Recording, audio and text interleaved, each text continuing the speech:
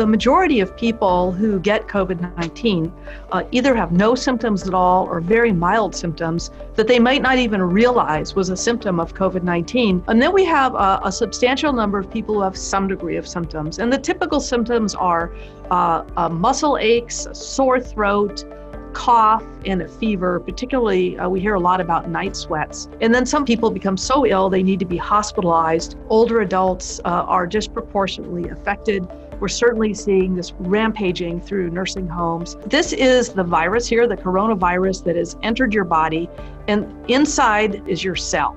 So what happens is the virus goes and it locks onto a receptor in your cell. And there are a lot of these receptors in the respiratory system. And once it gets into a cell, it takes over the cell and begins to just turn the cell into a little virus manufacturing machine. It then is able to produce and spit out the virus into your bloodstream. And the T helper cell then tries to activate two systems. So we have one mechanism that through the T cells that actually goes after cells that are infected. And we have another mechanism through B cells that actually creates antibodies that go after the virus itself. So once you're exposed, that the virus can incubate for 2 to 12 days in your body. That's when you become contagious.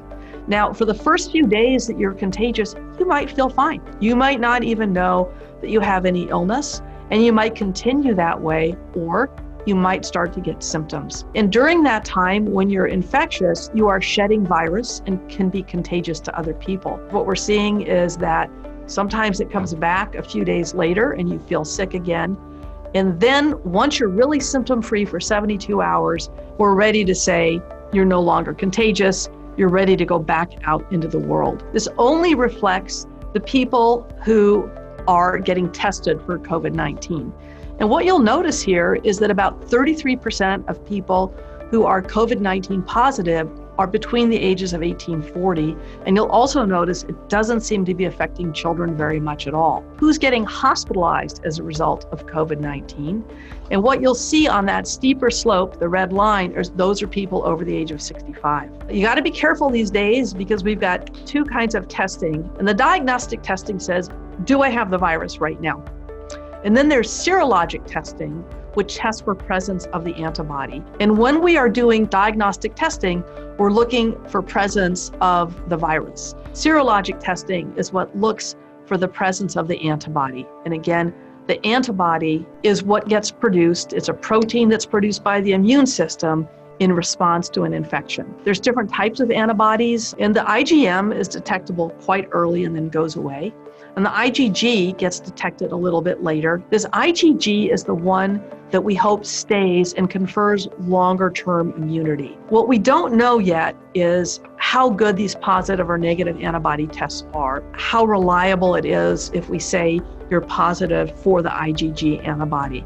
We have found that some types of immunity are better than others, and some types of IgG are better than others. And until we have a better understanding of that, we really won't know how well immune you are to a recurrence of COVID-19. Really important to continue the physical distancing, hygiene, washing your hands with soap and water. Lots of vaccines in development. I really hope they'll be available to us within a year or so. We have a lot of tests going on here at Keck, clinical trials, a whole variety of things from basic to social science that we're looking at. So we really have to be careful for not just our own sake, but for society's sake. Be kind to yourself, be kind to other people. It turns out being kind to other people is not only good for them, but it's good for you, it's good for your immune system. Physical distancing, not social distancing. Stay socially connected, please. Reach out to each other so that if you see somebody who's struggling a bit, that's a great time to let them know you're there for them.